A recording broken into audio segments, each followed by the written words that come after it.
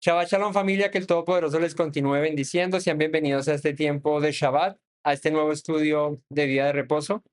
Hoy, continuando con este verso a verso que llevamos realizando del libro de Bemidbar, del libro de Números, al que los invitamos hoy nos acompañen, que hoy dispongan su corazón, sus vidas para compartir el estudio de la Torá. Hoy estaremos estudiando el capítulo, número 6, capítulo que habla acerca del voto del Nazareato, y un capítulo también que es muy importante en todo el tema de nuestra fe, y es porque allí, al finalizar este capítulo, se encuentra eh, la bendición de los sacerdotes, o la que se conoce como la bendición arónica.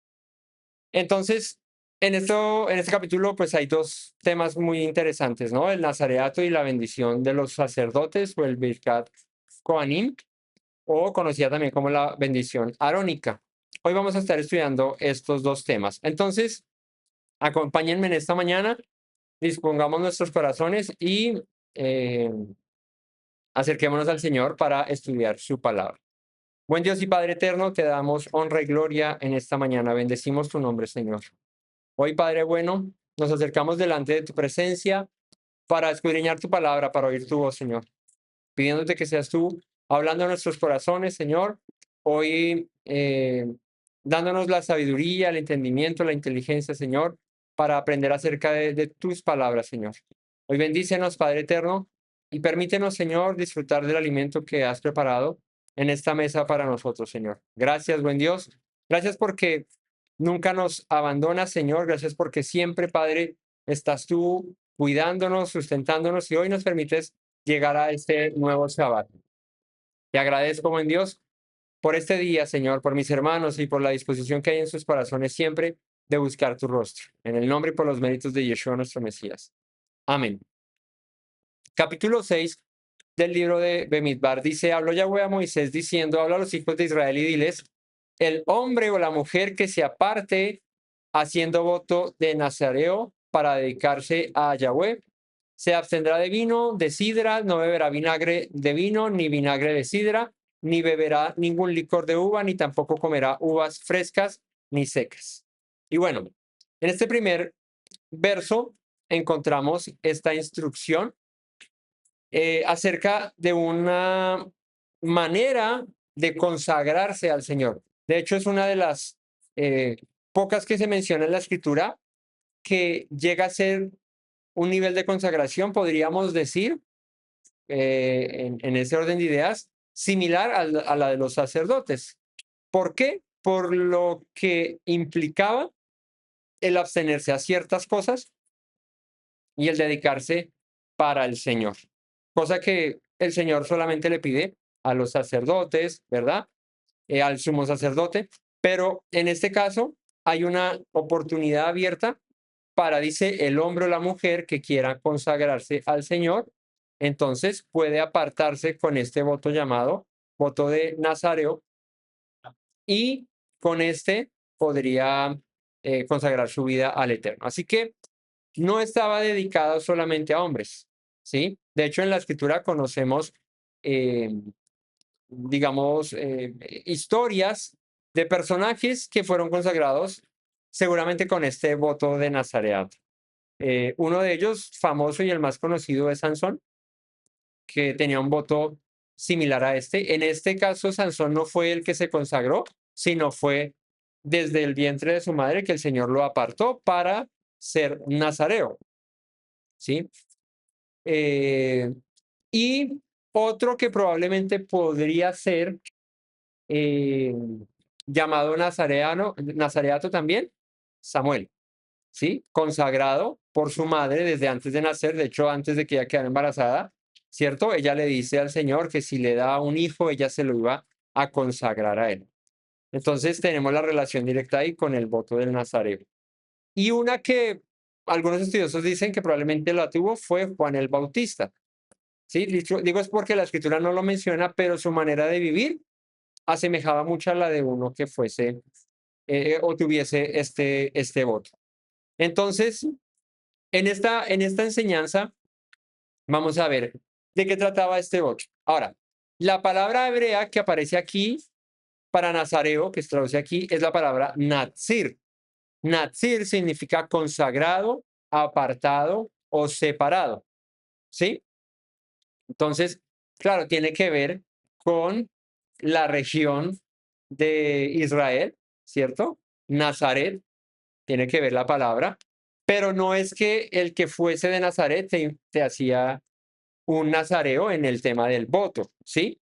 Ahora, Yeshua fue llamado nazareo, pero Yeshua no muestra en la escritura que tuviese un voto de nazareato. ¿Por qué? Porque tomaba vino, ¿cierto? Excepto en la última cena en la que él dice, no voy a tomar más este vino, este jugo de la vid, hasta que lo tome en el reino con ustedes, ¿recuerdan? Entonces, ahí sí parece como que él lo hiciera un voto de nazareato, pero ya al final de su vida en la tierra, porque antes de morir que él hace esto. Pero durante su estancia sobre la tierra, no, porque él de hecho eh, hacía esto. Entonces, eso para que lo tengamos ahí. Entonces, digamos que los personajes destacables de la escritura, Sansón, Samuel y Juan, seguramente, ¿verdad? Ahora, probablemente uno que llegó a hacer un voto de estos fue Pablo, porque se menciona en un pasaje en el que los discípulos le dicen, ve y paga los votos que hiciste tú y paga los votos de estos otros que se consagraron, ¿verdad? Págales que se rasuren, paga las ofrendas, ¿cierto? Y muéstrate ante el sacerdote para que vean que tú andas ordenadamente según la ley de Moisés. Entonces, es probable que Pablo también tuviese un voto de este tipo, un voto de nazareato. Eh, no era un mandato obligatorio para que lo tengamos presente, dice cualquiera que quisiera apartarse para el Señor, ¿sí? Ahora, Sansón fue llamado desde el vientre de su madre, digamos que él nació con ese voto desde siempre. Samuel también nació con ese voto, ¿cierto? Eh, pero era una oportunidad que el Señor le daba a cualquier persona, sea hombre o mujer, de consagrarse a Él, así como lo hicieron los sacerdotes. Entonces no era obligado, sino que era voluntario.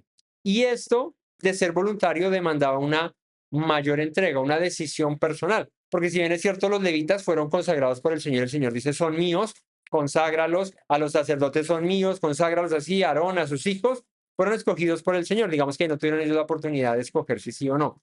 Pero cuando el Señor habla el voto del Nazareo para cualquiera, da la opción de que voluntariamente cualquiera que quiera dedicar su vida al Señor lo pueda hacer en devoción a Él, sin importar cuán, eh, cuánto quisiera hacer el voto, porque eso tenía unos periodos que la persona podía cumplir en el momento en el que quisiera y digamos que se consagraba al Señor y lo hacía, ¿verdad?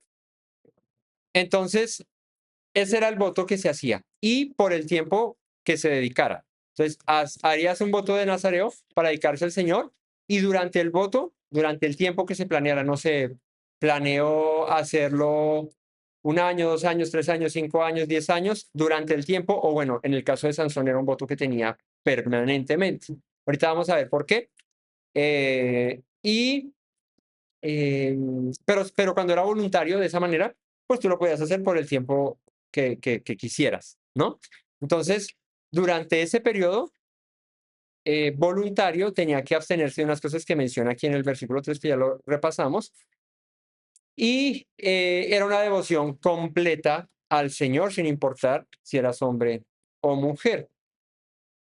Entonces, la historia de Samuel, primera de Samuel 1:11, se menciona donde dice, e hizo voto diciendo, entonces, primera de Samuel, capítulo 1, versículo 11, dice, e hizo voto diciendo, Yahweh de los ejércitos, si te dignares mirar la aflicción de tu sierva y te acordares de mí y no te olvidares de tu sierva, sino que dieres a tu sierva un hijo varón, yo lo dedicaré a Yahweh todos los días de su vida y no pasará navaja sobre su cabeza. Entonces, aquí en este punto podemos ver que tenía un voto, o iba a tener Samuel un voto de nazareo desde su nacimiento, porque aquí dice, no pasará navaja sobre su cabeza durante todos los días de su vida. Esto, eh, ¿esto qué?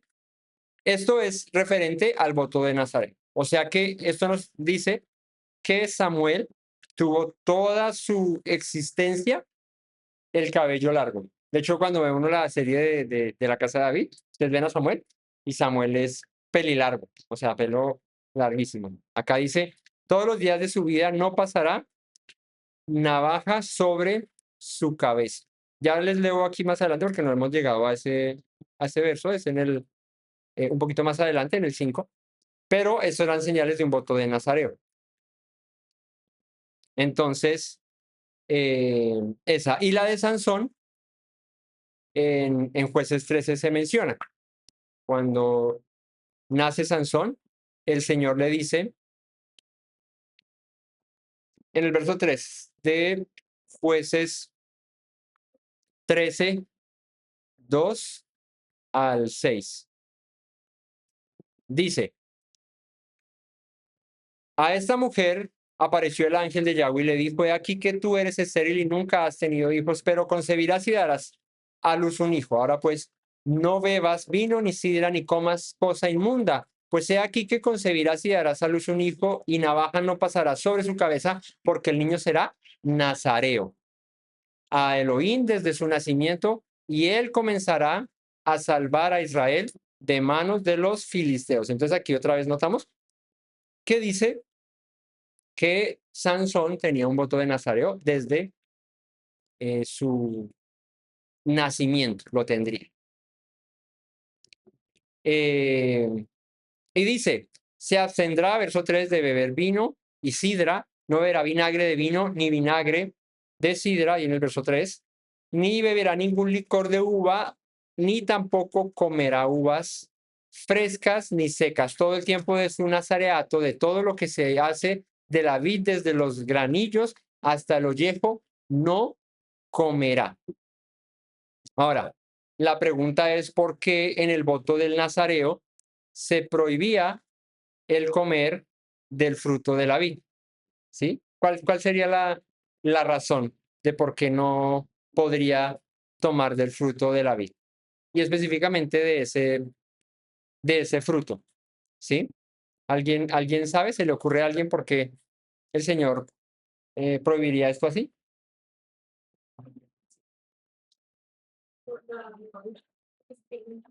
No, porque dice que no puede tomar uvas, ni siquiera, ¿sí?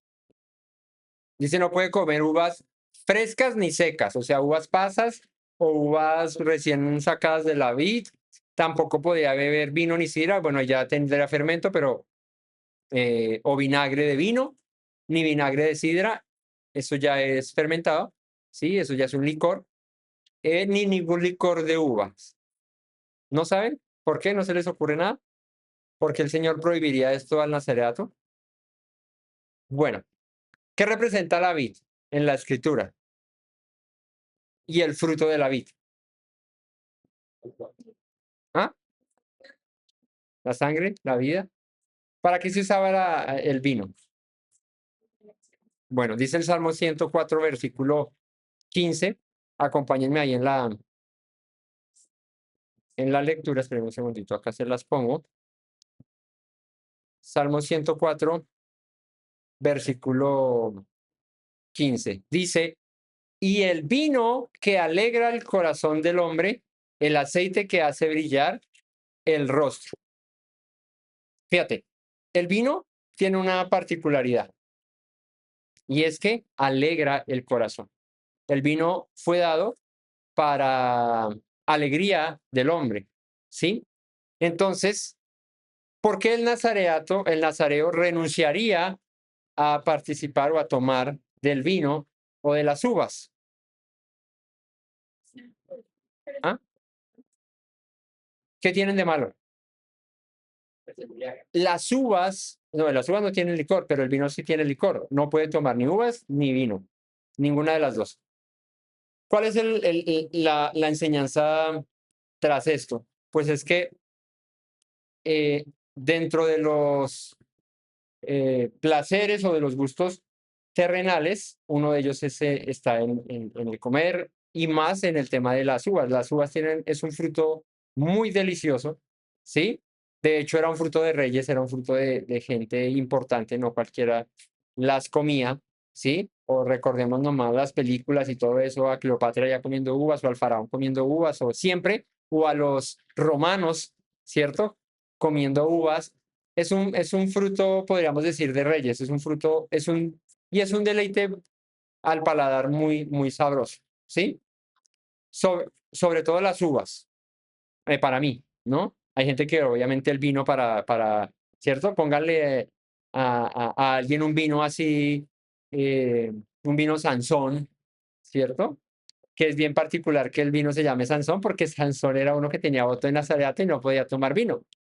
Fueron bien inteligentes los que le pusieron ese nombre, mucho mercadeo ahí. Y un manichewis, que es delicioso ese vino, es muy rico, ¿cierto? Eh,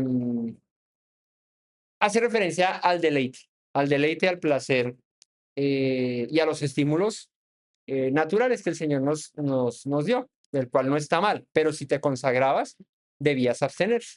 ¿Por qué?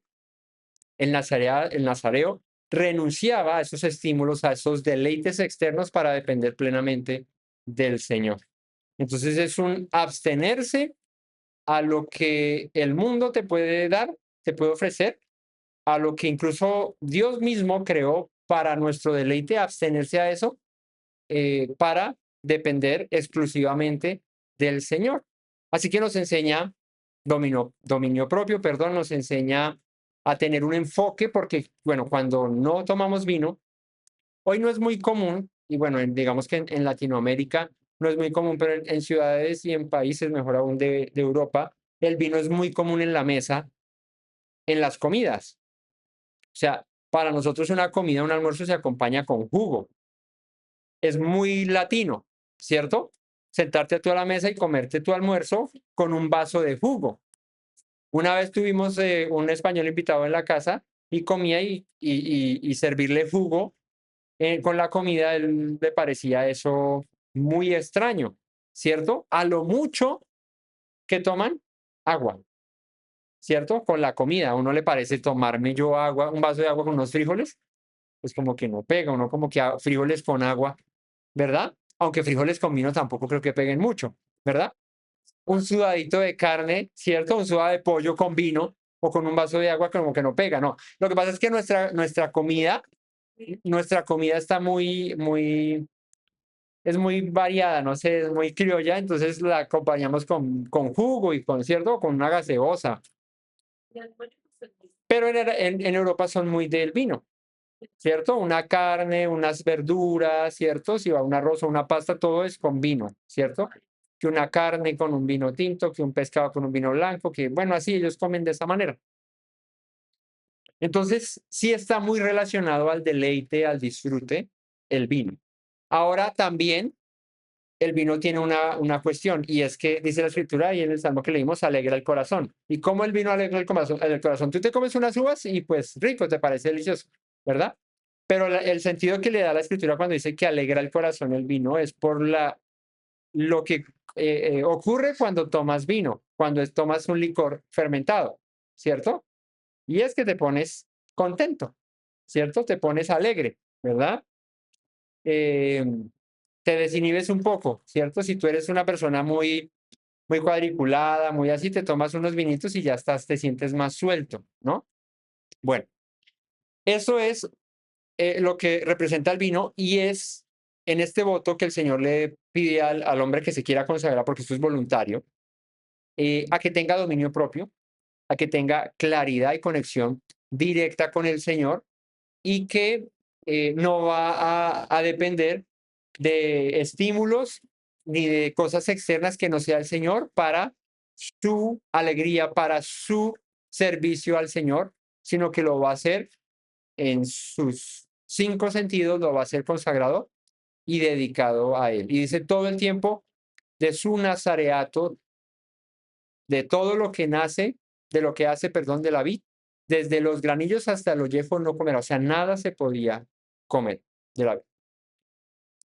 Verso 5, todo el tiempo del voto de su nazareato no pasará navaja sobre su cabeza hasta que sea cumplido los días de su apartamiento.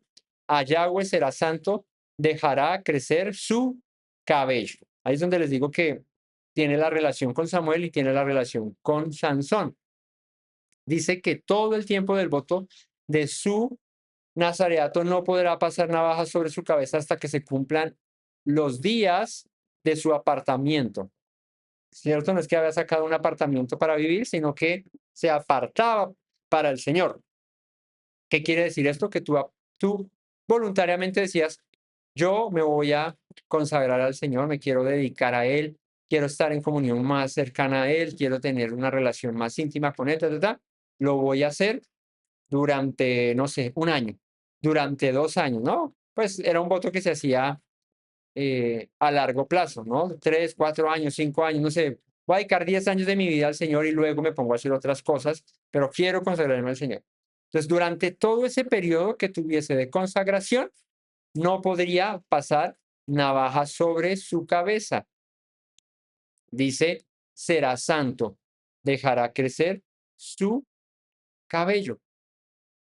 ¿Y qué enseñanza espiritual encontramos en el cabello? Porque al Señor se le ocurre dejarle crecer el cabello, incluso a un hombre, ¿cierto? Cuando en la escritura, o bueno, digamos que sí, en la escritura y culturalmente, sí era más acercado a las mujeres el tener el cabello largo y a los hombres el tener el cabello corto. Eso no implicaba que tuvieran el cabello largo un hombre y fuese afeminado, no, nada que ver. Pero el cabello, ¿sí? El dejar crecer el cabello, de hecho podemos encontrarlo en la raíz de la palabra que tiene que ver mucho con el nazareato. Nazareo viene la raíz natsir, ¿sí? Netzer, que significa apartado, dedicado, pero que también traduce, ojo aquí, traduce corona, corona. Netzer traduce corona. ¿Qué se mostraba públicamente cuando una persona era nazarea? ¿Qué era lo evidente de que esta persona era nazarea? El cabello largo. Y si la palabra netzer es corona y el nazareo se dejaba crecer el cabello, pues era una consagración evidente como aquel quien lleva una corona sobre su cabeza. Por eso el nazareo no podía contaminarse y era visible a todo el pueblo, era visible a toda la congregación el que este fuese apartado o esta mujer fuese apartada como nazarea, ¿no? Porque tenía su cabello largo. Así que la consagración interna se reflejaba también en el exterior. Entonces el nazareo, al llevar el cabello largo, implicaba llevar una corona, una separación y ser distinto de los demás, consagrado para el Señor. Luego dice, todo el tiempo que se aparte para Yahweh no se acercará a persona muerta, ni aun por su padre, ni por su madre, ni por su hermano, ni por su hermana, podrá contaminarse cuando mueran, porque la consagración de Elohim tiene sobre qué? Sobre su cabeza. Así que sí tiene una relación directa la corona con la consagración del nazareo, porque dice que la consagración del Señor tiene sobre su cabeza. O sea que el cabello largo era esa corona que lo separaba y lo hacía consagrado al Señor, ¿no? Ahora, fíjate que yo les decía, es la, es la consagración más cercana a la de un sumo sacerdote o la de un sacerdote. Porque hemos estado leyendo acerca de los sacerdotes y de los levitas, ¿cierto? Ahora en el libro de Levítico que hace poco terminamos, y estuvimos aprendiendo acerca de la consagración, de lo que implicaba ser un levita, un sacerdote. ¿Y qué pasaba con respecto a los muertos de los sacerdotes, no? ¿Cierto? El sumo sacerdote tenía una regla muy estricta con respecto a la contaminación por muerte, ¿cierto? ¿Qué tiene el nazareo? La misma regla, una regla estricta. No podía contaminarse, acercarse a persona muerta, aunque fuera su padre, aunque fuera su madre, aunque fuera su hermano o su hermana, no podría contaminarse cuando murieran. Es una persona que tuviera consagración de Nazareo, si se le moría su papá o se moría su mamá, no se podía acercar a los cadáveres de sus padres, ¿sí? Aunque fueran lo más cercano para ellos, no podía, porque estaban consagrados. Ahora, ¿qué relación tiene esto? Ya lo hemos aprendido en Levítico, pero ¿por qué era esta prohibición de acercarse a persona muerta? La muerte representa o simboliza o significa ausencia de vida. Una persona pues representa y en la literalidad es así, ¿no? La muerte es la ausencia de vida. No es nada nuevo, pero a lo que me refiero es que en el servicio a Dios está la vida, está todo lo que muestre vida, refleje vida. Por el contrario, la muerte habla acerca de un alejarse del Señor. ¿Por qué? Que la paga del pecado es la muerte, es la consecuencia. ¿Por qué? Por haber quebrantado las instrucciones y los mandamientos del Señor. Entonces, cuando un hombre muere, aunque haya sido piadoso en su vida, no es más que el reflejo de la justicia de Dios actuando, diciendo, todo hombre ha pecado. Por más que haya vivido su vida lo más íntegra posible, eso no le va a eximir de la muerte. Ahora, ¿qué sí le va a permitir en Yeshua? Tener vida eterna, una resurrección después de la muerte, ¿cierto? Una vida posterior a la muerte. Pero en este cuerpo mortal, todos los que vengamos a esta tierra, todos los que nazcamos de una mujer, ¿cierto? De un hombre y que vengamos a esta tierra, vamos a morir tarde que temprano porque es la consecuencia que tiene la humanidad por el pecado original, por el pecado del principio, por lo que hicieron Adán y Eva en el Edén, ¿verdad?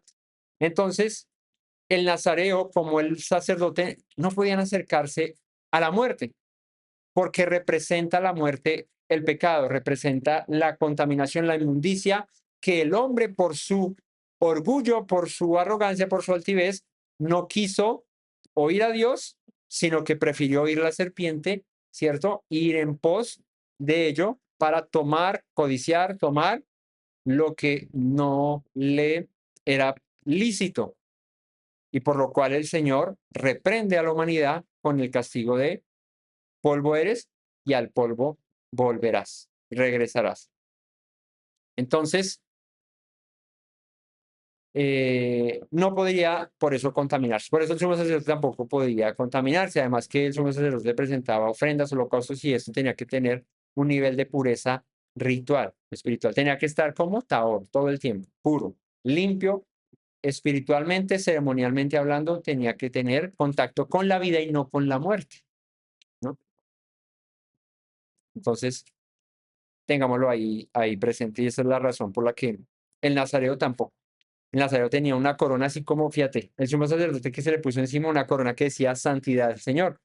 El nazareo con su cabello era esa corona que le llamaba andar en santidad al Señor. Ahí tiene una relación. Entonces, vuelvo e insisto, era una puerta abierta para cualquiera que voluntariamente quisiera consagrarse al Señor. Dime. No solo para el sumo sacerdote. Si el bien sumo sacerdote fue elegido por el Señor, como les dije al principio, el nazareo podía ser cualquiera. Cualquiera que quisiera consagrarse al Señor. Ay, pero ¿por qué? Como los de Coré. ¿No? Pero ¿por qué ellos sí y nosotros no? Ah, bueno, listo. Pues no vas a ser sumo sacerdote, pero puedes consagrarte igual. ¿Cierto? Entonces, ay, que yo quiero ser como el sumo sacerdote, que yo no sé qué, si sé más. Bueno, pues estar cercano a lo que es ser un sumo sacerdote, porque más que en los beneficios, más que en las cosas, es en ese deseo de corazón genuino de consagrarse al Señor, ¿cierto? Versículo 8. Todo el tiempo de su nazareato será santo para Yahweh. ¿Qué es santo? Apartado, separado, diferente, una persona que no era igual a las demás o no podía ser igual a los demás y no, eso no lo hacía levitar, pero como el sumo sacerdote llevaba una consagración sobre sí que le demandaba ser santo, ser apartado, ¿no? No contaminarse con cualquier cosa, ¿cierto? Mantenerse puro para el Señor.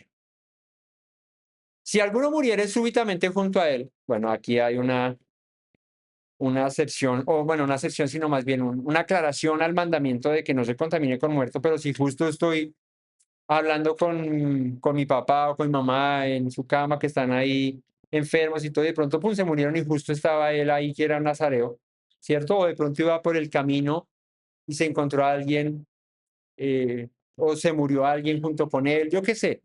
Dice, si alguno muriere súbitamente junto a él, o sea, es de repente, ¿no? ¿Sí? Un accidente, algo así, ¿cierto? Dice, su cabeza consagrada será contaminada, ¿no? Por tanto, el día de su purificación raerá su cabeza, al séptimo día la raerá. Y el día octavo traerá 2 tórtolas y 2 palominos al sacerdote a la puerta del tabernáculo de reunión, y al sacerdote ofrecerá el uno en expiación y el otro en holocausto, y hará expiación de lo que pecó a causa del muerto, y se santificará su cabeza en aquel día. Consagrará para Yahweh los días de su nazareato y traerá un cordero de un año en expiación por la culpa, y los días primeros serán anulados por cuanto fue contaminado su nazareato. ¿Quieren que les diga qué pasaba cuando una persona se contaminaba por muerto en esta condición y era un nazareo? Dice, se reseteaba su voto de nazareato. ¿Qué quiere decir se reseteaba? Pues que tenía que raparse la cabeza porque su consagración había sido eh, terminada, ¿cierto? Había sido profanada, ¿cierto? Había sido contaminada, que es la palabra más bien acertada, perdón, y debía presentar una ofrenda al Señor. Y dice, y el día octavo traerá, se raía la cabeza, o sea, se la rapaba, y dice, al séptimo día se la raerá. El día octavo traerá 2 tórtolas, 2 palominos al sacerdote a la puerta del tabernáculo de reunión, y el sacerdote ofrecerá el uno en expiación y el otro en holocausto. Hará expiación del que pecó a causa de muerte y santificará su cabeza en aquel día y consagrará para Yahweh los días de su nazareato y traerá un cordero de un año en expiación por la culpa, y los días primeros serán anulados por cuanto fue contaminado. Entonces, fíjense que la, lo que menciona acá es que esa consagración se borraba, era un borrón y cuenta nueva. Pues claro, si su voto arrancaba cuando se lo proponía y de ahí en adelante tenía que dejar crecer su cabello hasta que se terminara el voto, y así ya para terminar su voto se rapaba la cabeza. Cuando la persona se consagraba en medio de su voto, tenía que raparse la cabeza, presentar unas ofrendas al Señor y reiniciar el voto de los días que propuso al Señor, ¿no? Entonces, la melena o el cabello tenía toda la conexión directa con aquel voto. Por eso es tan eh, drástico lo que le pasa a Sansón. Cuando uno revisa la historia de Sansón, no la vamos a leer aquí porque son varios capítulos del libro de Jueces, pero cuando uno revisa la historia de Sansón, ¿qué pasó con Sansón? Sansón fue consagrado, ya leímos, desde su niñez no era cabeza, no era vino ni sidra, no sé, así menciona la escritura. Pero, ¿qué pasó con Sansón? Sansón se dejó llevar, ¿por qué? Por los deleites de este mundo. ¿Cuáles son? Para Sansón, ¿cuáles fueron? Las mujeres, ¿no? Las mujeres. Él se desvió sus ojos en pos de una mujer. Y cuando vemos el castigo que tuvo Sansón,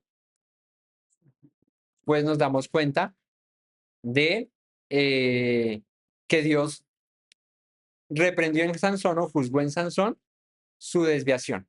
¿Por dónde comenzó su deseo? Por sus ojos. ¿Y cómo terminó en su vida? Sin sus ojos.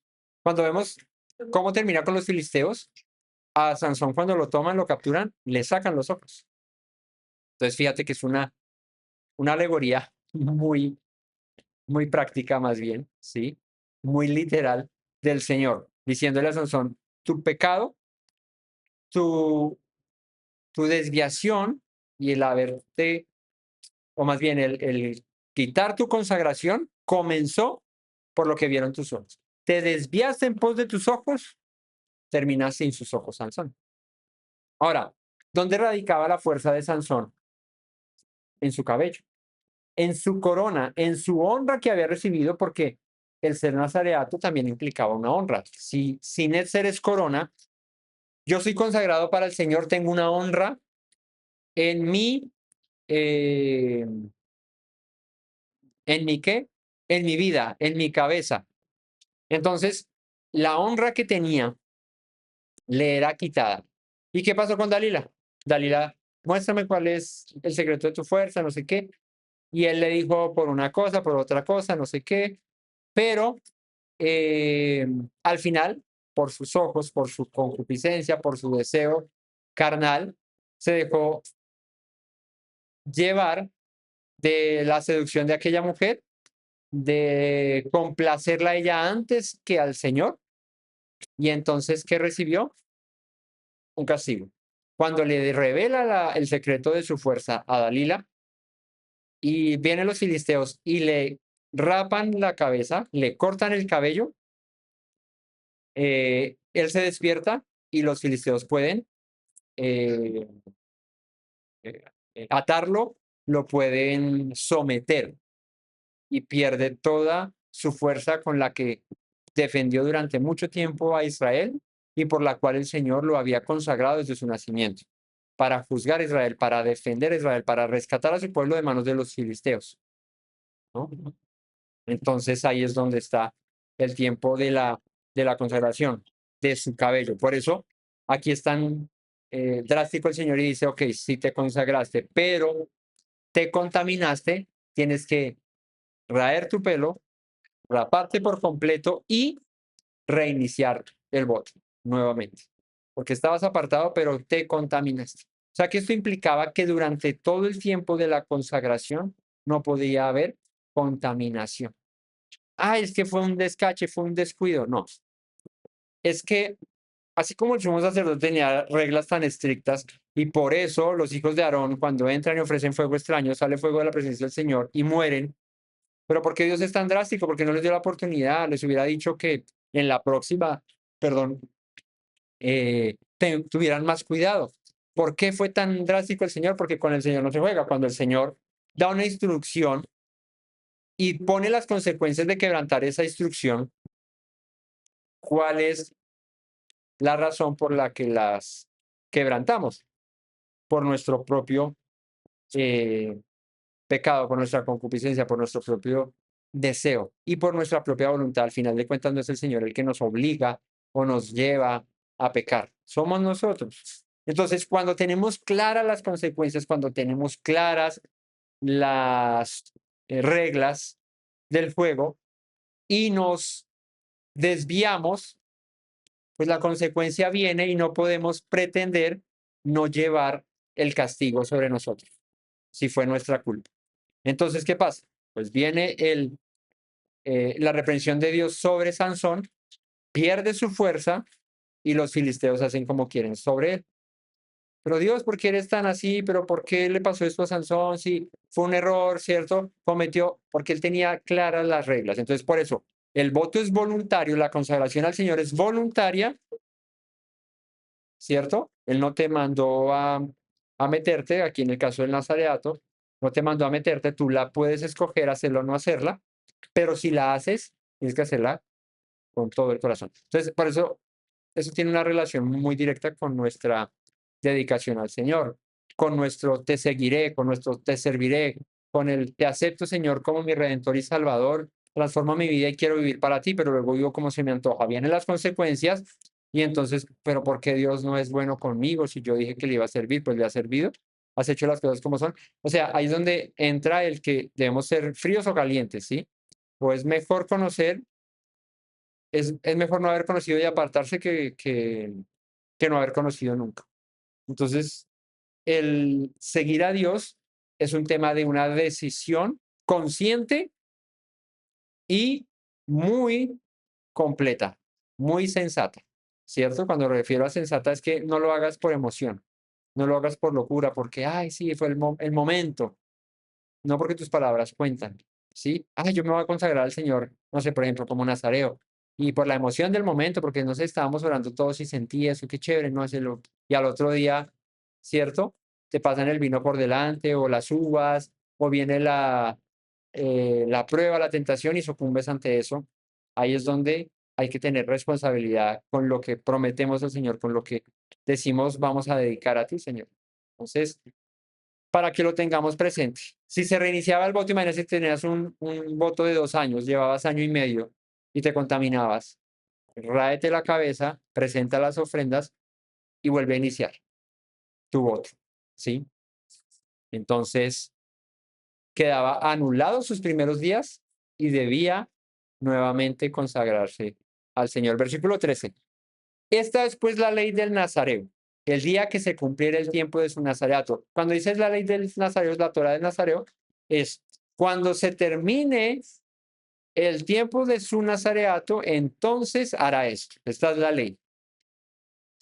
Vendrá a la puerta del tabernáculo de reunión, ofrecerá su ofrenda a Yahweh, un cordero de 1 año sin tacha en holocausto, una cordera de 1 año sin defecto en expiación y un carnero sin defecto por ofrenda de paz. Además, un canastillo de tortas sin levadura de flor de harina amasadas con aceite y hojaldres sin levadura untadas con aceite y su ofrenda y sus libaciones. El sacerdote lo ofrecerá delante de Yahweh y hará su expiación y su holocausto. Ofrecerá el carnero en ofrenda de paz a Yahweh con el canastillo de los panes sin levadura. Ofrecerá asimismo el sacerdote su ofrenda y sus libaciones. Entonces el nazareo traerá a la puerta del tabernáculo de reunión su cabeza consagrada y tomará los cabellos de su cabeza consagrada y los pondrá sobre el fuego que está debajo de la ofrenda de paz. Después tomará el sacerdote la espaldilla cocida del carnero, una torta sin levadura del canastillo y un hojaldre sin levadura y las pondrá sobre las manos del nazareo después que fue raída su cabeza consagrada, y el sacerdote mecerá aquello como ofrenda mecida delante de Yahweh, lo cual será santa del sacerdote.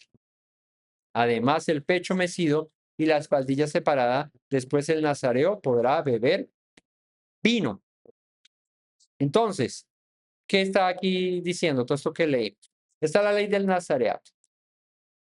Cuando se completaba el periodo de la consagración, de la dedicación como nazareo, se llevaba al santuario, en este caso al tabernáculo, posteriormente al templo, entonces al santuario, al lugar dedicado y apartado para el Señor, se tenía que llevar un holocausto, ¿sí? Un sacrificio por el pecado y una ofrenda de paz con sus oblaciones y libaciones, ¿no? Oblaciones son los cereales, ¿sí? La torta y la harina, ¿cómo se dice? Y el hojaldre, ¿cierto? Con aceite. Y las libaciones, pues es el aceite, ¿sí? Entonces llevaba holocausto, sacrificio por el pecado, sacrificio u ofrenda de paz, oblaciones y libaciones. Todo eso, era un combo completo.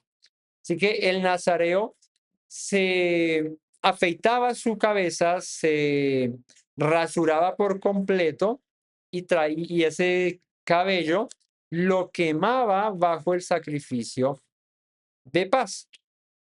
Entonces, todo el proceso de su consagración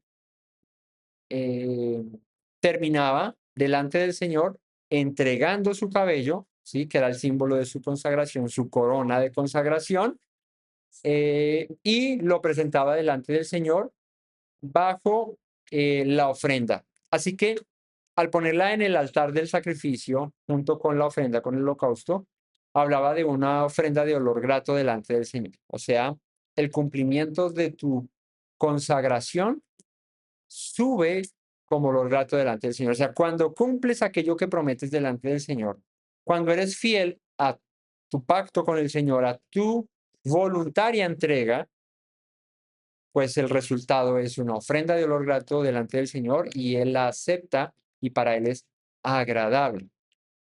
Así que todo esto al final para llevar una ofrenda elevada delante del Señor y que Él reconozca que es agradable ante su presencia el que un hombre o una mujer se consagren, se dediquen a Él completamente y para Él eso es pues de olor. Entonces, el, tanto el hombre como la mujer que se dedicaran al Señor era una ofrenda de olor grato para el Señor. Entonces, tengamos presente, era una consagración abierta, ¿no? Arrancamos diciendo, ahí dice los versos primeros, el hombre o la mujer que se quiera consagrar como nazareo. Eso no era exclusivo de los hombres ni exclusivo de las mujeres. Sí, claro. Era un voto, era un voto de consagración al Señor. ¿Sí? Ahí estaba. Entonces, preguntan que si las mujeres se rasuraban la cabeza. Pues claro, porque sí, pero es que era una costumbre, exacto. Pero aquí, en este caso, cuando un hombre o una mujer se consagraban como nazarenos, al término de su consagración debían raparse la cabeza y entregar eso como ofrenda delante del Señor. No he visto en la escritura ejemplos de mujeres que se hayan consagrado como nazareas, ¿cierto? Los ejemplos claros son Sansón y Samuel, probablemente Juan o quizás Pablo, como lo menciona la escritura, pero no menciona mujeres. Pero el mandato dice el hombre o la mujer. Así que aquí no dice, bueno, y si la mujer se consagra, entonces ella sí no se rapa la cabeza, no.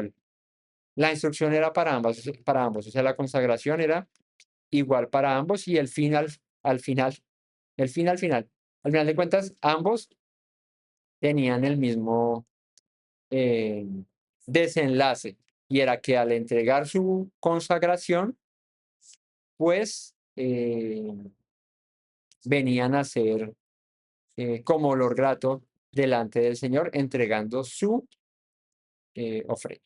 Entonces, fíjate, tres tipos de ofrenda tenía que presentar: holocausto, expiación y ofrenda de paz. Además de quemar su cabello en el fuego, ¿cierto? En el sacrificio de paz. ¿Qué señalan estos tres? ¿De qué habla el holocausto? El holocausto es una ofrenda olá, del todo quemada, ¿cierto? ¿Qué habla o qué representa la ofrenda olá o de holocausto? La dedicación completa al Señor, porque cuando se quemaba una ofrenda de holocausto, nada del animal se dejaba, todo se consumía. Esto habla de la dedicación, perdón, de la dedicación completa al Señor. Ahora, la expiación, ¿cierto? La expiación. La ofrenda de expiación, si es la misma por el pecado, habla de la purificación, de la limpieza. Entonces te dedicas completamente, te dedicaste completamente, te purificas por completo, ¿sí? Porque te abstienes, ¿cierto? De los deleites, de los deseos, que es lo que implicaba simbólicamente hablando el tema de las uvas y del vino y de todas estas cosas. Y por último, una ofrenda de paz, ¿no? Que en hebreo es shalom, o shelamim, la ofrenda shelamim, que es la ofrenda de paz, que habla de la comunión. Porque paz, o más bien shalom, no solamente traduce paz, ¿cierto? Es estar completamente unido al Señor en la misma sintonía. Bueno, y ahorita que eh, le damos la bendición arónica, pues vamos a profundizar un poquito más acerca de la paz, que ahí se menciona y te dé paz al final de la oración. Entonces, estas tres nos hablan de eso. Entonces, tenga presente holocausto, expiación y paz, dedicación, purificación y comunión. O sea que, al fin de cuentas, el nazareo entregaba como acto final su vida por completo ahí al Señor, representada en estas tres ofrendas, junto con las oblaciones y las libaciones, y junto con su corona, con su netzer, con su cabello, ¿no?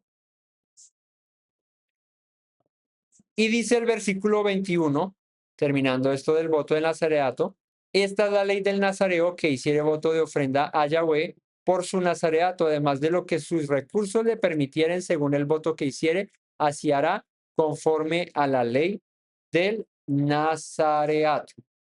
Entonces, ¿cómo cierra? El voto tenía unos requerimientos mínimos, que son los que ya vimos, pero podía incluir más. O sea, dice, bueno, si te vas a meter de nazareo, lo que tienes que hacer es dejarte crecer el cabello, no contaminarte por muerto nunca y no beber vino, ni sidra, ni fruto de la viña. No sé qué. Eso es lo mínimo que hay como requisito para el nazareato. Pero acá dice, además de lo que le permitieran sus posibilidades, o sea, si igual la persona en ese voto quería entregar otra cosa, decía, Señor, y aparte yo quiero esto o aquello, bueno, eso va, digamos que desligado del mandamiento que da el Señor, pero no te eximía de la responsabilidad que adquirías al proponer ese voto. ¿Sí me va a entender? O sea, me voy a meter de nazareo y quiero abstenerme de esto también. Pero después decías, pero como el voto de nazareo solamente dice que el cabello y el vino y lo del muerto y esto, eso no importa si ya no lo más tengo eso. No. Por eso aquí dice, además de lo que sus recursos le permitieran según el voto que hiciere, también el pago al final, ¿no? Y bueno, la ofrenda era holocausto, expiación y paz, oblaciones y libaciones, pero si quería dar otra cosa extra, porque había propuesto en su corazón, porque lo había querido hacer, pues además de lo que ya el Señor instaura como mandamiento para cumplir la ley del nazareato, pues tenía que pagarlo también. ¿Ok? Entonces, era un voto que tenía unos requisitos mínimos, pero que tú podías proponer algo más de tu corazón o de tus posibilidades, ¿no? Digamos que ahí quedaba abierto a esto. Y esa era la ley del nazareato. Versículo 22. Yahweh habló a Moisés diciendo, habla a Aarón y a sus hijos y diles, así bendeciréis a los hijos de Israel, diciéndoles. Y aquí vamos a cerrar el capítulo 6 con una instrucción, un mandamiento, una palabra de las más bonitas, de las más completas que hay en toda la escritura, y es la bendición sacerdotal, ¿sí?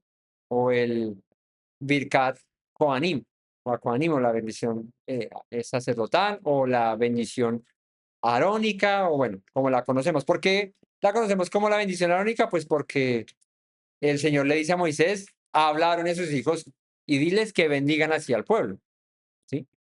A los hijos de Israel. Aarón era el sumo sacerdote en aquel momento, fue el primer sumo sacerdote. De hecho, seguramente fue el primero que pronunció estas palabras delante del pueblo. Y aquí le dice, así bendeceréis a los hijos de Israel, diciéndoles, versículo 24, Yahweh te bendiga y te guarde. Y no la voy a leer toda completa, al final la leemos toda completa, pero vamos a desglosarla en, entre que la vamos viendo, entre versos. Entonces, el 24 dice, Yahweh te bendiga y te guarde. Estas las hemos leído muchas veces, las hemos pronunciado muchas veces, seguramente en hebreo la hemos escuchado.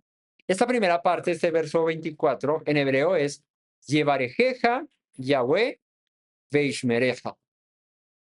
Yahweh te bendiga y te guarde.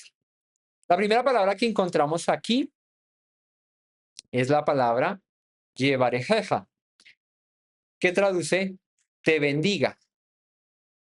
La palabra viene de la raíz varaj, ¿sí? De donde viene la palabra baruch, que es bendito. ¿Qué implica la bendición? Implica multiplicación, implica abundancia, implica provisión, implica prosperidad integral, implica una capacidad individual para que tú crezcas, avances, prosperes, mejores. ¿Y quién es el que te otorga esa bendición? El Señor. Por eso dice, Yevarejeja Yahweh, que el Señor, que Yahweh te bendiga. ¿Sí? Nuestra propia fuerza, nuestra propia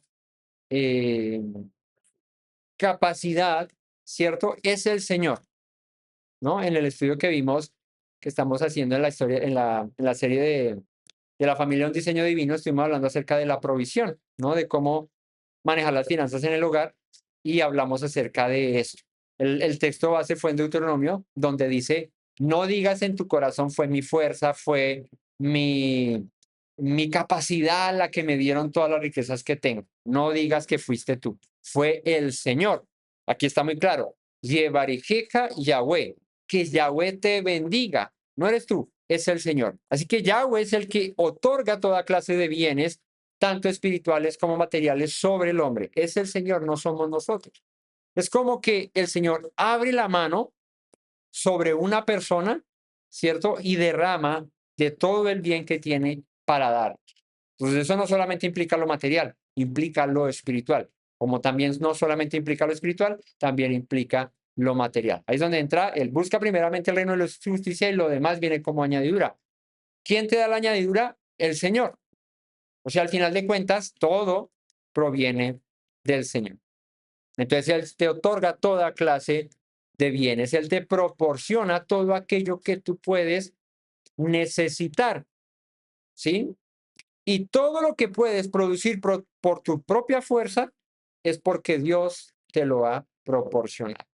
Entonces, al final de cuentas, incluso tu propio trabajo, porque tú dices, pero es que no es el Señor el que trabaja, soy yo el que trabajo. Sí, pero el que te da la fuerza para levantarte y trabajar cada día es el Señor. Así que la bendición que recibes de tu trabajo y el fruto de tu trabajo te lo provee el Señor, ¿no? Es para que lo tengamos claro. No podemos olvidar de parte de quién vienen las bendiciones que recibimos.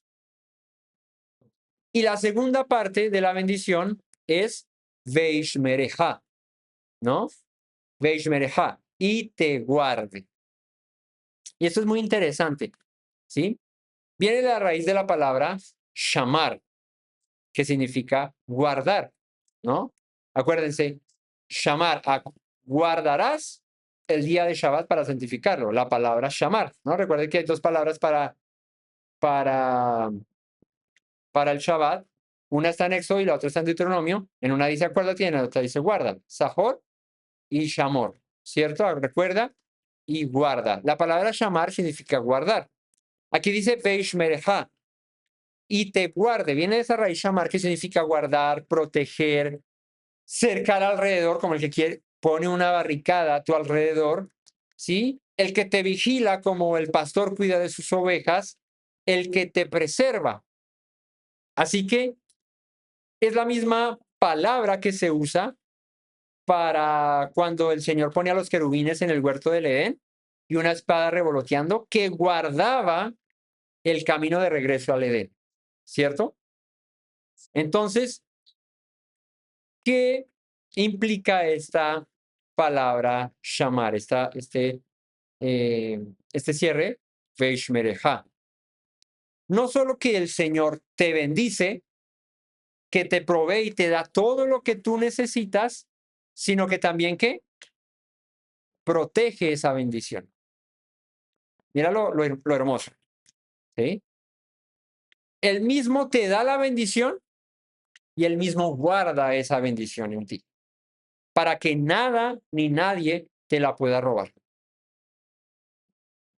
¿Han escuchado esa canción? El gozo que tengo yo, el mundo no me lo dio y como no me lo dio, no me lo puede quitar. ¿Cierto? ¿Se han escuchado esa canción? Bueno, la bendición espiritual que recibes de parte del Señor no viene del mundo, viene de Él. Él te la otorga y Él la guarda para que nadie te la robe. ¿Sí? Entonces, cuando tu mirada está puesta en Él, cuando tu corazón está puesto en Él, pues ninguna cosa creada, ni lo alto ni lo profundo, ni ángeles, ni potestades, ni principados, ni lo que haya, ni el presente ni el porvenir, nada podrá separarte del amor de Dios que es en Yeshua nuestro Mesías, Señor nuestro. Así está escrito. ¿Qué quiere decir esto? Que todas las bendiciones que recibimos de parte del Señor, cuando Él abre su mano misericordiosa para otorgárnosla, a todos nosotros, otorgárnoslas. A todos nosotros, Él mismo las guarda, Él mismo las protege. Entonces, fíjate que la bendición sacerdotal es muy completa en esto. De hecho, es una bendición que va en aumento. Cada vez se dicen más palabras, ¿sí? Aquí solamente hay tres palabras. Yevarejeja, Yahweh, Veishmereja. Ahí van tres palabras. Que Yahweh te bendiga y que Yahweh te guarde. Bueno, en español diría no, pero ahí hay más palabras que tres. Bueno, pero estamos hablando en la versión original en hebreo. Yevarejeja, Yahweh, Veishmereja. Entonces, Él te otorga la bendición, Él te la guarda también para que nadie te la robe. Entonces, en síntesis, esta primera línea que dice que Yahweh abra, ¿cómo podríamos traducirla más coloquialmente? Que el Señor abra su mano para proveerte y su otra mano proteja esa provisión que te da, ese sustento que te da. Entonces, ¿cuál es la implicación espiritual en todo esto? Pues que Yahweh proporciona aquello que tú puedes producir y que te da, y Él mismo te lo guarda. Fíjate que hay el Salmo 121 dice: alzaré mis ojos a los montes, ¿de dónde vendrá mi socorro? Mi socorro viene de Yahweh, que hizo los cielos y la tierra. Fíjate lo que dice ahora. No dará tu pie al resbaladero, ni se dormirá el que te guarda. He aquí no se adormecerá, ni dormirá el que guarda Israel. ¿Cuándo qué? Cuando tú alzas tus ojos a los montes, cuando pones tu mirada en el Señor, Él te cuida, Él te guarda. Yahweh es tu guardador, Yahweh es tu sombra a tu mano derecha. El sol no te fatigará de día, ni la luna, perdón, de noche. Yahweh te guardará de todo mal. Él guardará tu alma, Yahweh guardará tu salida y tu entrada desde ahora y para siempre. Ahí está esta promesa de bendición de el Señor. Él guardará en completa paz al que cuyo pensamiento en él persevera, porque en él ha puesto su confianza. ¿Ven? Ahí está la relación directa. Y dice la escritura también que él reprende al devorador. En Malaquías 3:11 lo menciona, donde dice: reprenderé también por vosotros al devorador, y no os destruirá el fruto de la tierra ni vuestra vid. En el campo será estéril, dice Yahweh de los ejércitos, y todas las naciones os dirán: dichosos, porque seréis tierra deseable, dice Yahweh de los ejércitos. Fíjate qué hermoso. Esta promesa de que el Señor cuidará la provisión que Él te da. Él te sustenta, pero también te guarda ese sustento. Versículo 25. Yahweh haga resplandecer su rostro sobre ti y tenga de ti misericordia. Aquí viene la segunda parte de esta bendición.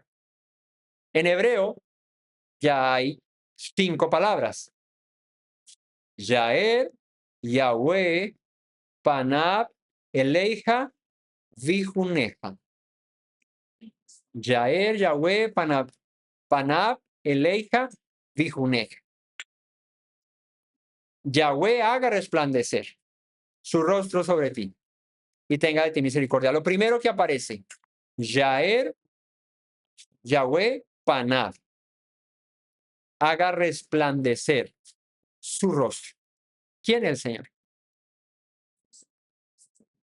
¿Qué significa? ¿Qué representa que el Señor resplandezca su rostro sobre nosotros?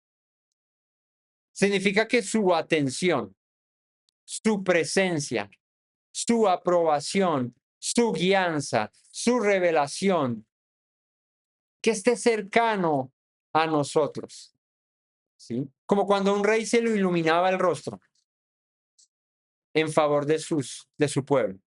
¿Qué significaba esto? Que estaba complacido, que estaba agradado. Y cuando un rey está agradado de su pueblo, de los que le temen, de los que le siguen, de los que le aman y guardan sus palabras, pues todo el bien de aquel rey reposa sobre su pueblo. Entonces, ¿qué implica esto? Que el Señor no solamente mira, sino que te mira agradado, te mira con satisfacción, te mira con amor, te mira con bondad, te mira con misericordia. El Señor se manifiesta a tu vida y te bendice constantemente, ¿no? Entonces, ahí está la primera parte. Yaer, Pana, que resplandezca. Y hay una relación directa de esto con el que es llamado el, el, el, el Sarapanim, ¿sí? Que es Yeshua, ¿sí? O el príncipe del rostro o el rostro del Señor. ¿Por qué? Porque Yeshua es la parte visible del Señor. Él es la imagen del Dios que no podemos ver. Él es el rostro del Señor. Y fíjate que esta bendición dada siglos atrás viene y se cumple por completo en nuestras vidas cuando el rostro del Señor se manifiesta. ¿Y para qué se manifiesta el rostro del Señor si no es para tener misericordia? Cuando Yeshua se manifiesta sobre la tierra, viene para dar misericordia a la creación de su Padre, a su creación. En la conexión ahí directa con el rostro del Señor, que es su Hijo, es Yeshua. Entonces, ahí está toda la atención del Padre, toda su presencia, toda su aprobación, su guianza, su misericordia, su favor, está cercana al hombre. Y dice, Vijuneja, y te dé gracia. La palabra gracia en hebreo es gen, y gen traduce favor inmerecido. La gracia es eso, un favor inmerecido, algo que tú ni yo merecíamos, no habíamos hecho nada para alcanzarlo. Y aunque hiciésemos, lo que hiciésemos nunca lo alcanzaríamos. Eso es gracia, un favor inmerecido. Es belleza otorgada, aceptación, ¿sí? Es bondad gratuita. Así que Yahweh inclina hacia ti, hacia mí, su rostro, como un padre que inclina a mirar a su hijo, ¿no? Cuando mi hija se me acerca con cariño, con amor, me llama papá, me pide algo y ella, o sea, en la literalidad, pues ella ser más pequeña que yo, me inclino, ¿sí? Me acerco a ella, le muestro mi cara, mi rostro y ella ve a su padre y se siente feliz, se siente agradada, así como tú con tus hijos, así el Señor, cuando voltea su rostro hacia nosotros, nos mira con agrado, nos mira con amor.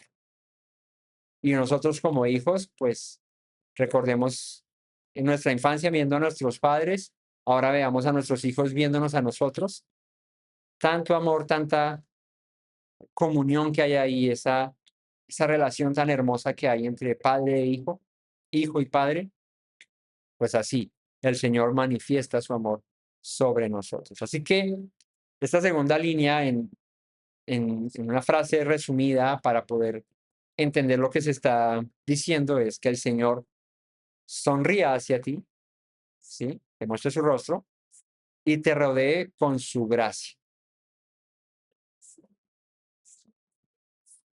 El Salmo 67:1 dice lo siguiente: Elohim tenga misericordia de nosotros y nos bendiga, haga resplandecer su rostro sobre nosotros. Esto es otro pasaje donde se habla acerca del rostro del Señor resplandeciendo sobre nosotros, sobre su creación.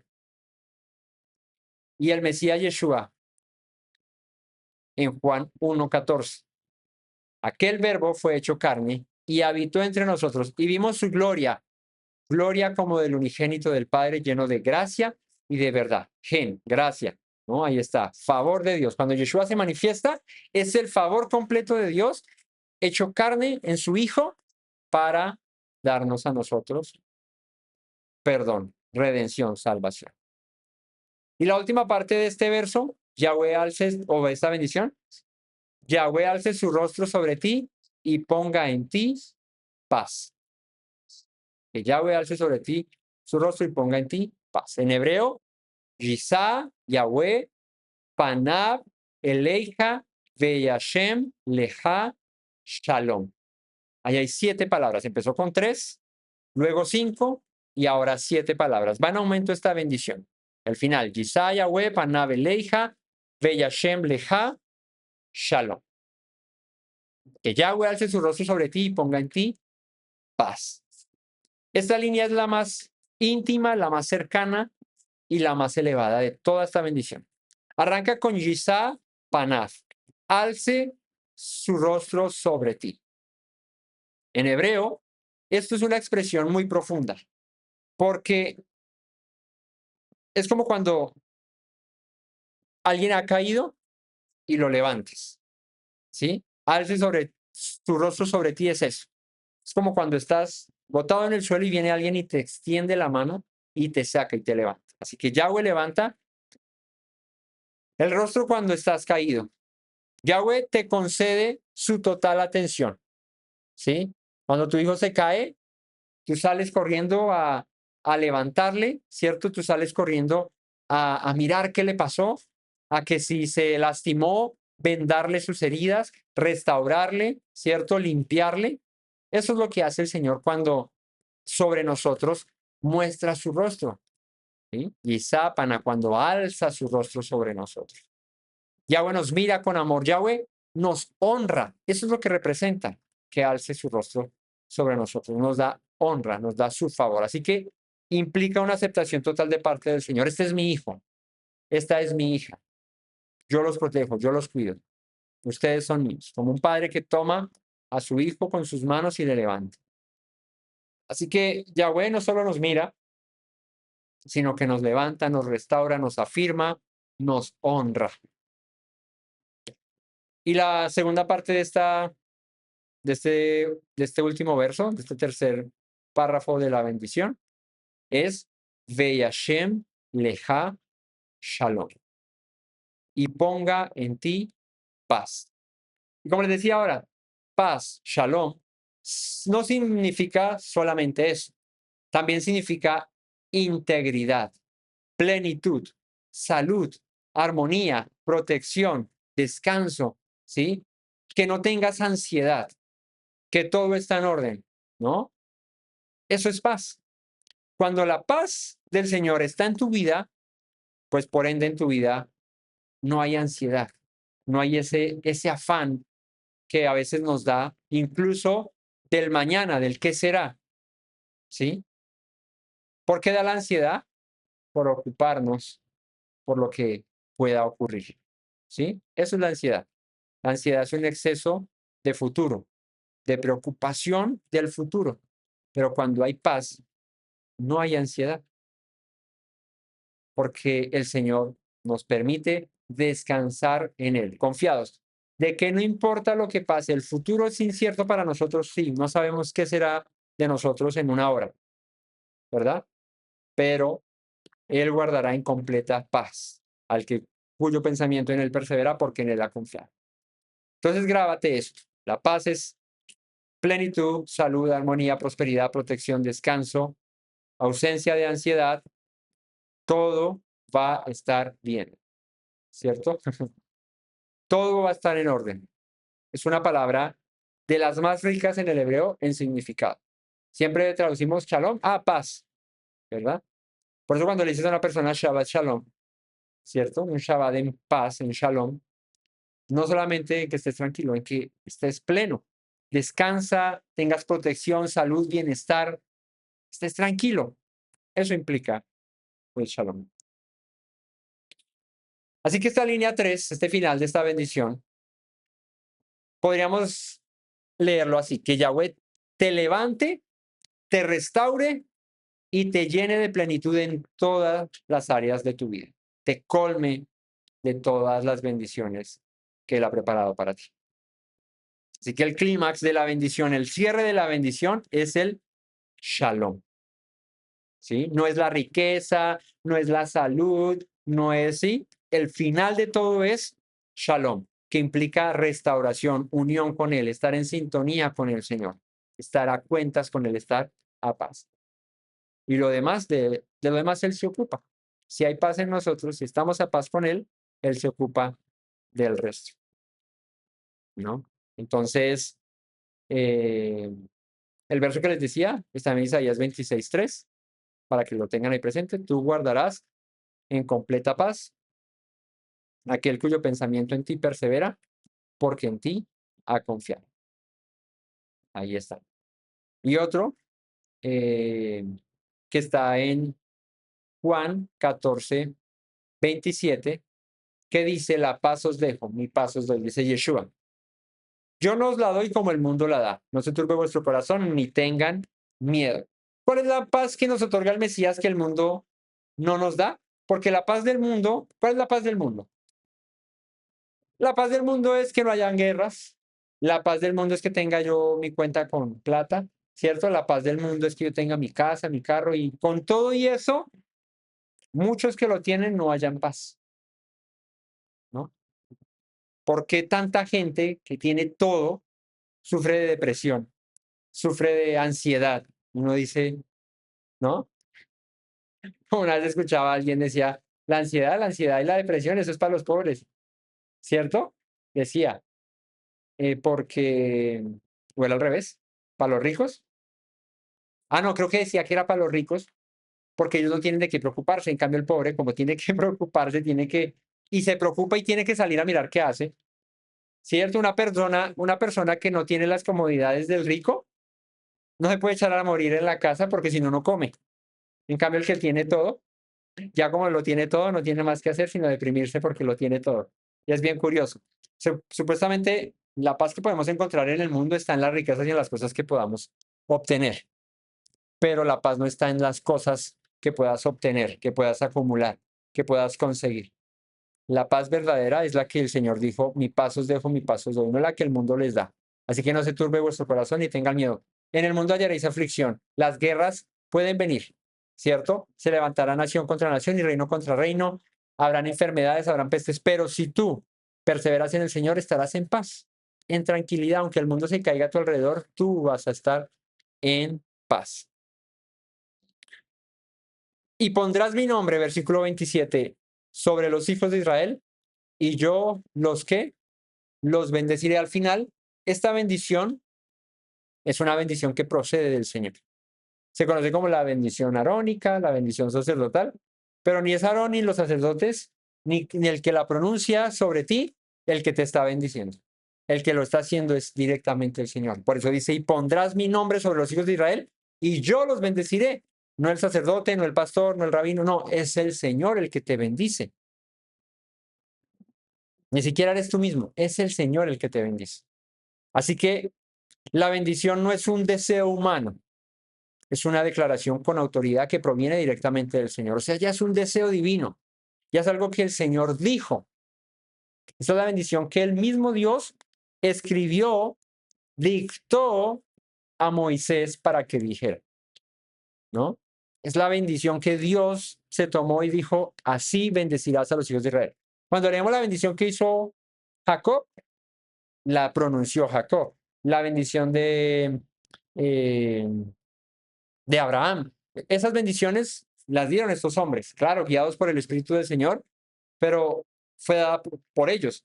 Pero esta bendición fue ordenada por el Señor. Esta bendición le dice el Señor a Moisés, dile a Aarón, así bendiga a mi pueblo. O sea, esto tiene la firma y sello del Creador del universo. O sea, que es una bendición que lo llena todo, lo cumple todo. Uy, Señor, pero ahí no dice y que te multiplique el dinero que tienes en tu cuenta al ciento por uno y te lo dé y te enriquezcas y todo eso. Aquí en todo eso está incluido todo, ¿sí?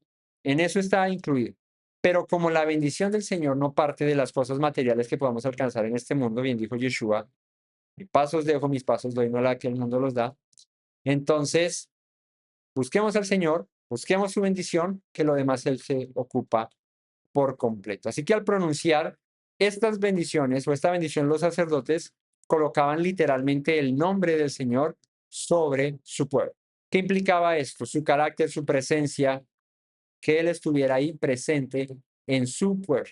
Así que el pueblo vive bajo la identidad del Señor, bajo el nombre del Señor, bajo su protección, y es aquel quien dirige a su pueblo. Así que en esta bendición familia que pronunciamos nosotros como padres sobre nuestros hijos, que pronunciamos nosotros sobre la congregación, que pronunciamos sobre nuestros hermanos, es una bendición que lo completa todo, ¿sí? Tiene de principio a fin lo que tú y yo necesitamos, cerrando con un rotundo shalom, con un ten, plena certeza y seguridad de que Dios se ocupará de todo en tu vida.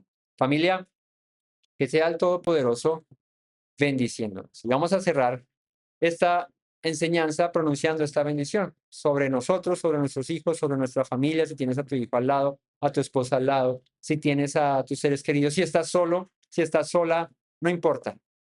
Es el Señor el que te bendice. Tú la pronuncias, tú la hablas, la declaras sobre tu vida, pero es Yahweh, el Todopoderoso, el que puesto en pie en este día de Shabbat, en este reposo, bendice tu vida, la de tus hijos, la de tu familia. Así que pronúncialas junto conmigo, ahí la tienes en la escritura, léelas y que el Señor sea sobre tu vida, sobre mi vida, derramando esta bendición completa. Yahweh te bendiga y te guarde. Yahweh haga resplandecer su rostro sobre ti y tenga de ti misericordia. Yahweh alce sobre ti su rostro y ponga en ti shalom. Tu nombre, Señor, esté sobre todos nosotros y tú nos bendigas en el nombre de nuestro Mesías Yeshua. Amén.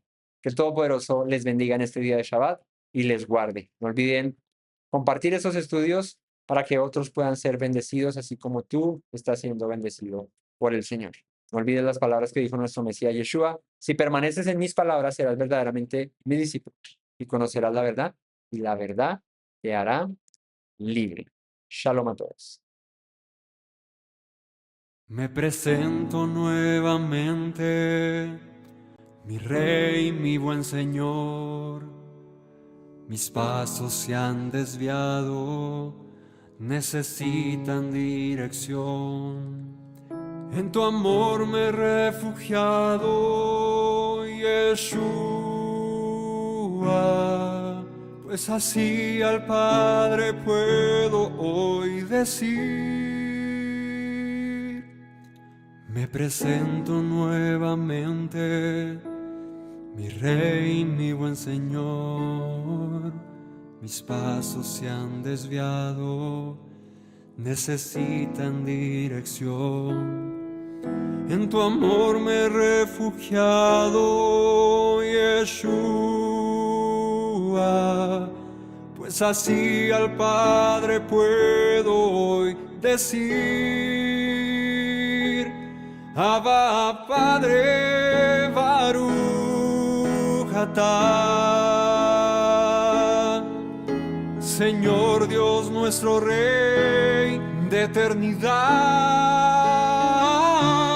Abba, Padre, Baruch atah, Adonai Eloheinu melech haolam.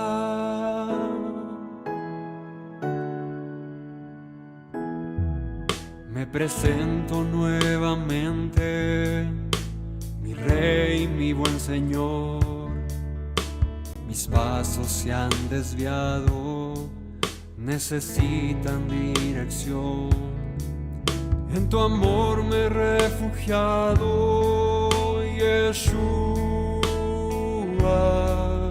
pues así al Padre puedo hoy decir.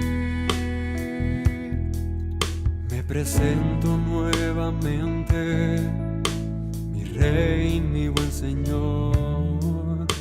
Mis pasos se han desviado, necesitan dirección. En tu amor me he refugiado, Yeshua, pues así al Padre puedo hoy decir. Abba, Padre, Baruch atah, Señor Dios nuestro Rey de eternidad. Abba, Padre, Baruch atah, Adonai Eloheinu melech haolam. Diste tu Hijo con devoción, sacrificio de